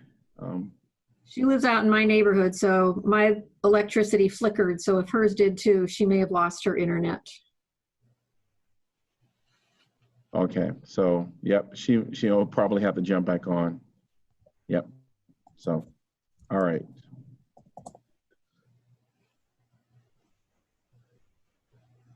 So Can I just ask a super quick question? I lost my connection at number 6, affordable housing. Laura, could you just super quickly tell me the rest of them that you had listed? Thank you. Yes. Our All right, so as to evictions, my understanding is that the Iowa City Police Department does not currently execute evictions, but that evictions are executed by the Johnson County Sheriff's Department based on orders from the magistrate court. And so if our officers do execute evictions, I would like to know that, and then we should talk about that and see what it looks like and make sure we understand what's happening there. I don't think we have authority to undermine a court order. But that's what I said about evictions. The funds for the Special Populations Improvement Program with the Iowa City Parks and Rec Department, we support that program. We should fund that program. If people have specific requests for expanding that program or what it should look like, please bring those forward. Oh, and I'm sorry, I skipped over. The curfew should be lifted in Coralville. According to reporting I saw earlier, it has been. So perhaps we can take credit for that. I'm just kidding. But I think that's wonderful if that's the case for the community to have made that step. Reforming the Community Police Review Board, I am advocating for some process that would allow the board to compel officers to testify under oath relating to complaints. I don't know if that's possible, but it's something that I think is important for due process and transparency. And I'm advocating for disposal of the MRAP.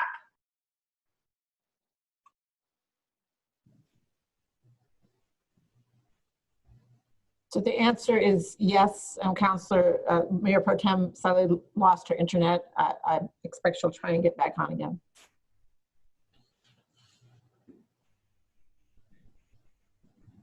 And I am supportive, as been identified as well. What I'm wrapping my head around right now is what is something immediate, or and what is something for next meeting. And I think there are some things for next meeting which would just be to bring things back to the table for us to start further conversations on. Anything that is like immediate outside of maybe a support letter from council for the MRAP. I'm trying to think if there's anything else that is like immediate.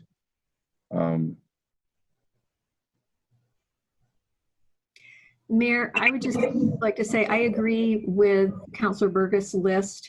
I do not think, from my experience on the council and information we've had from legal counsel previously, I don't think that under state law that we can compel officers, that the CPRB can compel officers to testify. And so I don't think that's possible, but we can certainly ask that question.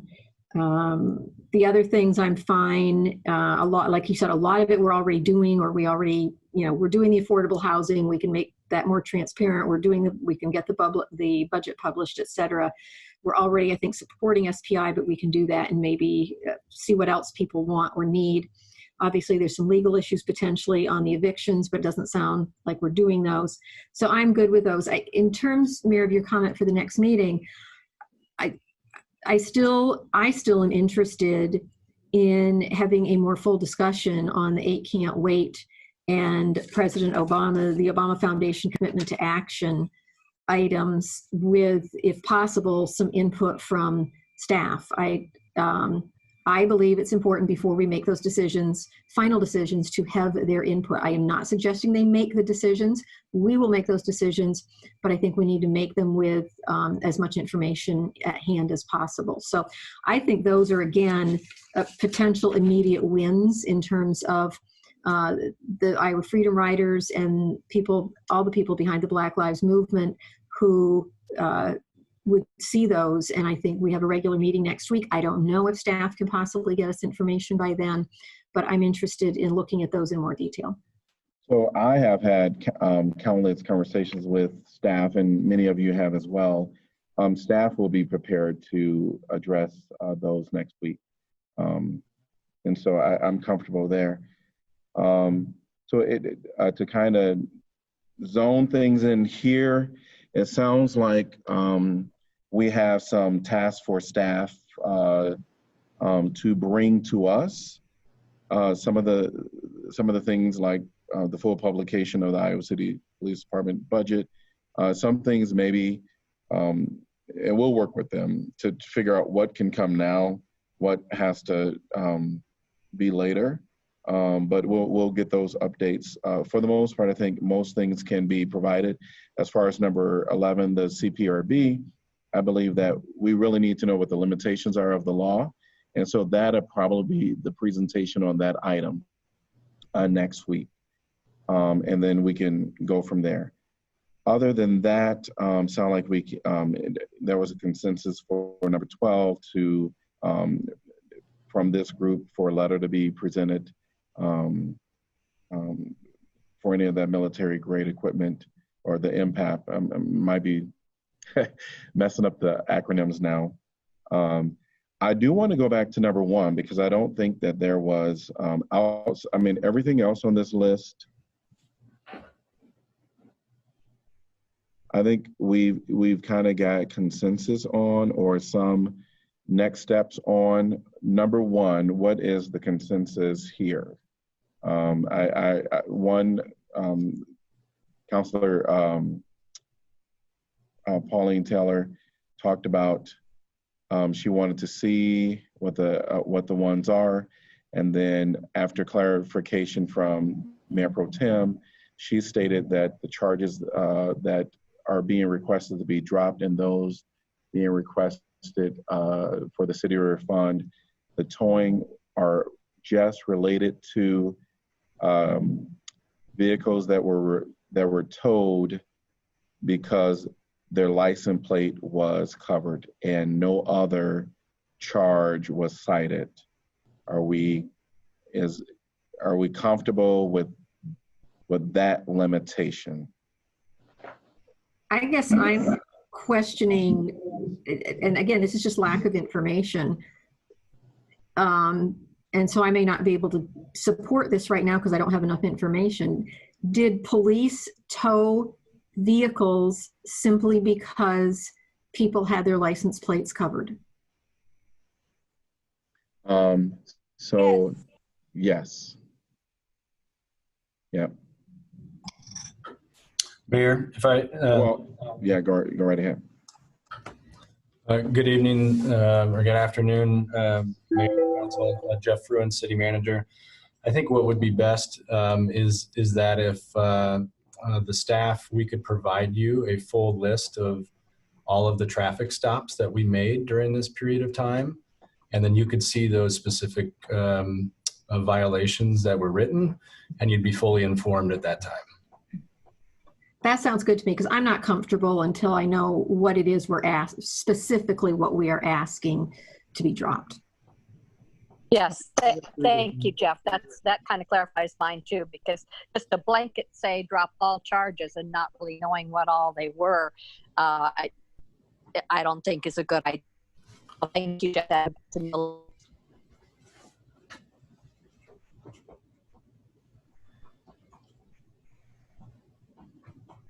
So there's 2 agreeable to that, and 2 agreeable to the stated charges. But so what is the sense of council? Because I'm hearing silence. I'd like to see the list of the charges. I would as well. Okay, so it sounds like next Tuesday we'll have the list of the charges and we'll go through that list as council. All right. Anything else for today? We kind of integrated a little bit of both of our agenda items. What are people's thoughts at this time? Mayor, just really quick. Oh, sorry. Go ahead, Pauline. Oh, I was just going to say quickly back to number 2, and you mentioned the meeting next week. If you could maybe have a draft, something of a letter to the emergency management folks, unless you just want to send out the letter. But if you'd want to bring a draft of the letter encouraging them to dispose of that vehicle, that would be good. That's all. I think we can certainly bring it next week if that's what the council want, but I'm also comfortable that the language would just be very straightforward unless there's more detail that people are wanting. Otherwise, I think it'd be very straightforward.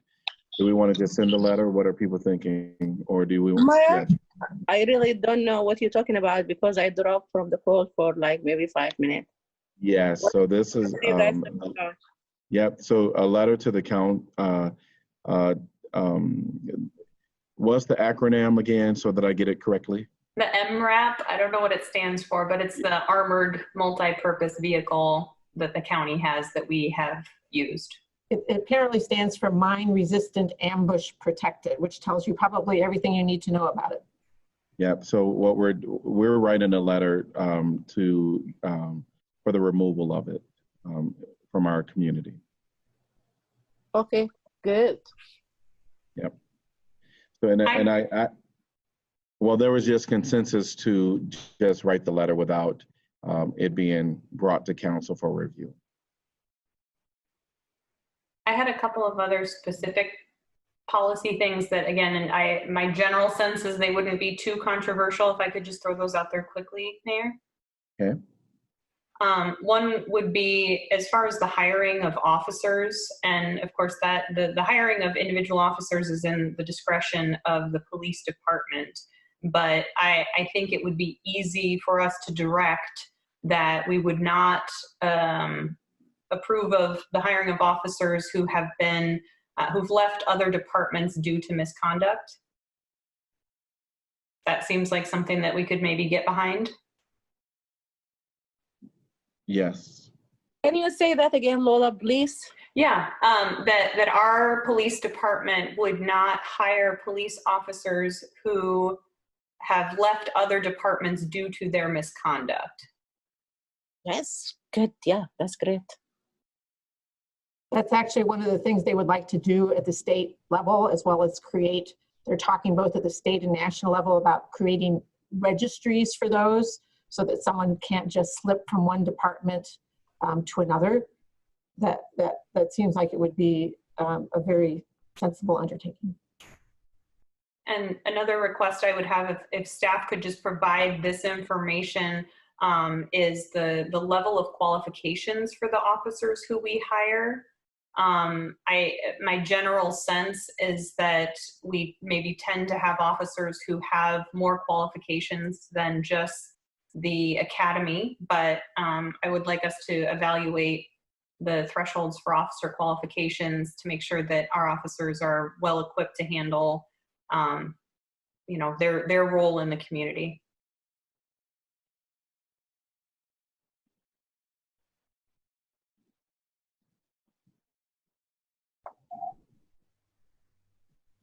So a request of those qualifications, and we can review that and go from there. All right. Thank you. Great. And also, I really would like to add something here. Also, if the staff can look into it and bring it to us as a council. I would love to see our city department is diversified, and we have more people of color being hiring there. We need our city to look like the community. We need the people when they walk in to relate to the city that they paying tax for it or they are living in it. I just want to see, do we have a specific goal for hiring, people of color to the various departments of the city? Do we have that goal already set? I saw something before, but do we have a specific percentage that we would like to reach to, or to work, toward that goals? If the city manager or whoever can bring us, that would be great too, because the people of color tend to be isolated. Because whenever they go, they don't relate to the place. So I would love to see. I know that we start hiring people of color, but I would like to make it a goal of 13% that we are working toward it in 2 years, in 1 year, 3 years, as you council agree to. I think we do have, correct me if I'm wrong, some data that we can bring related to staff demographics, and we can discuss any goals related to ensuring that staff looks like the community for next meeting.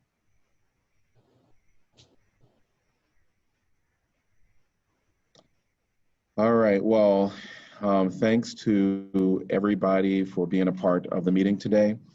I just want to kind of close us out in saying that Iowa City is a place that I love.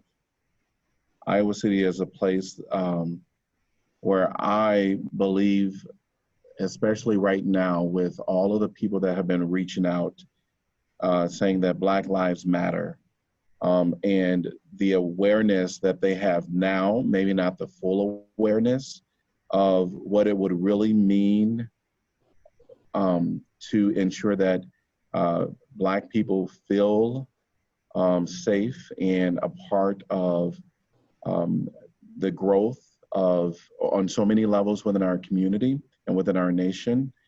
In order for us to get to where we really need to get, we have to have those uncomfortable conversations, which I can tell you, even being a Black man today, this conversation is hard. It really is. I am personally grieving after seeing George Floyd and realizing where, all seem to be good, on various levels within my life or within the community.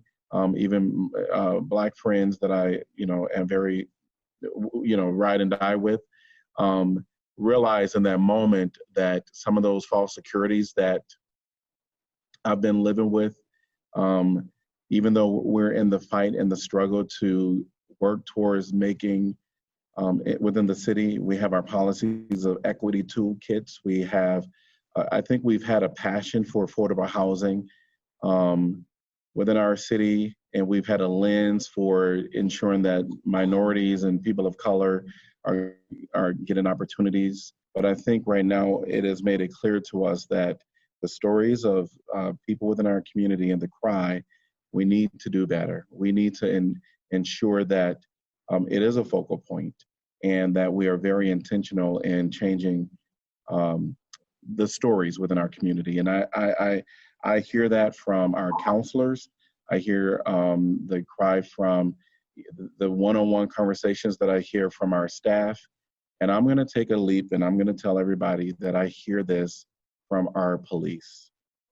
Our police right now are, they're in a position right now where the community is making their voices heard about their stories, about how they've been treated.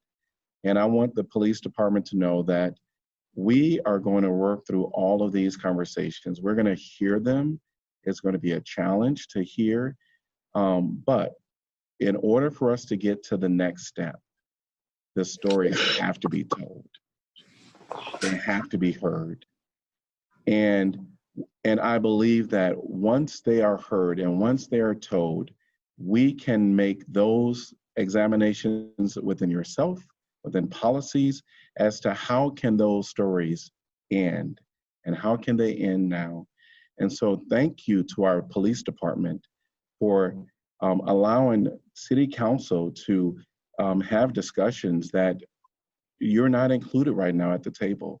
I know that's a challenge. I know that it's hard.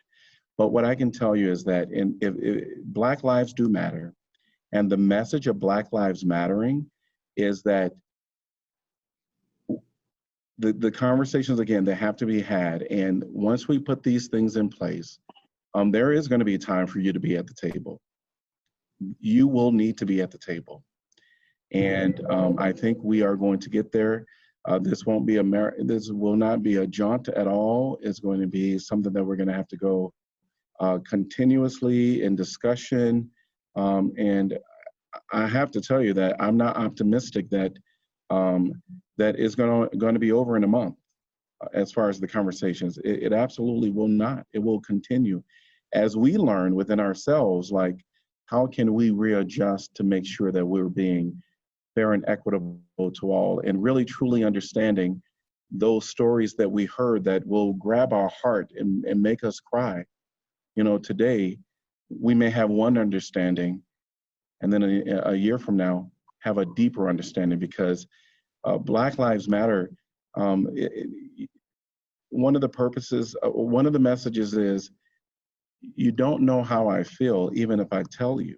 You can't begin to imagine how I feel, even after the story has been painted, written out, drawn, depicted. You can never imagine. And so our community is dedicated to that. And I want to thank our police department and I've talked to some of our law enforcement, and right now they are definitely listening, just like our community is listening and coming out as advocates. And so Iowa City, we will get through this. We will get through this as a community with everybody at the table. And thank you to all of council that is a part of this today. And I want to, again, close with a special thank you to the Iowa Freedom Riders, because your voice and all of the protesters within our community, your voice and your consistency to ensure that the message of Black Lives Matter is at the forefront, we really do appreciate that. We really do.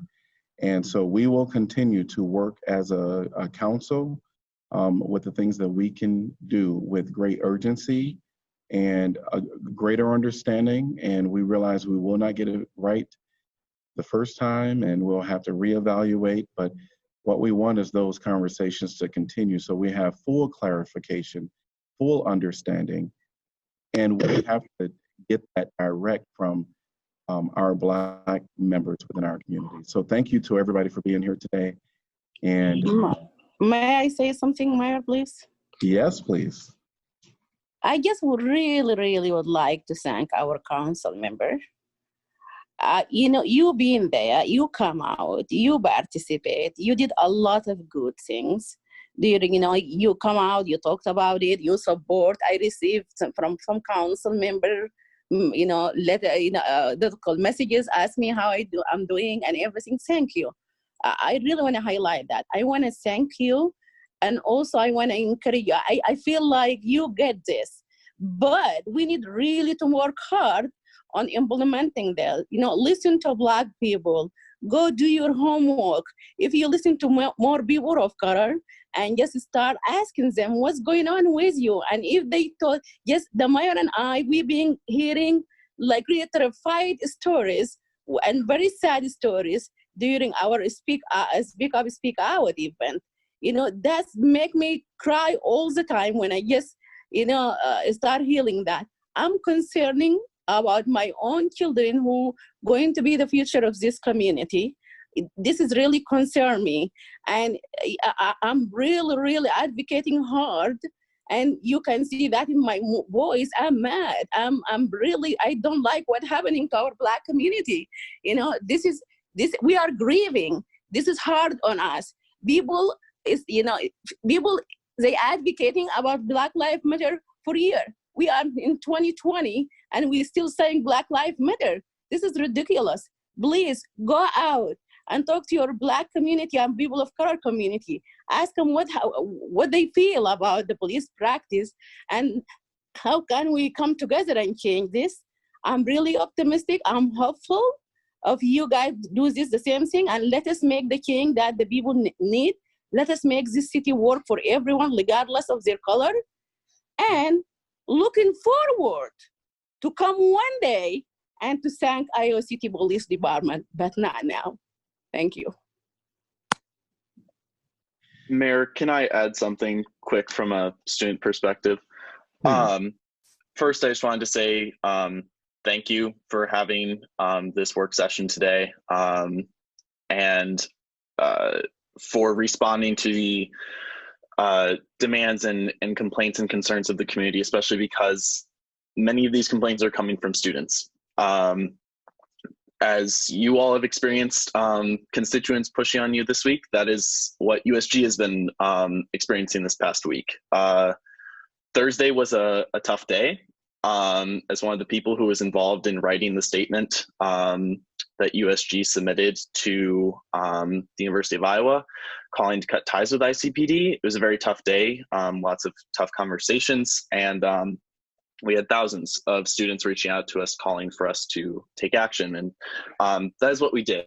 And going forward, I would ask council to just continue to really focus on particularly students of color and Black students, because they are the ones who are really leading the protests and the movement in Iowa City. And that is what USG is committed to, helping their voices and uplift their voices.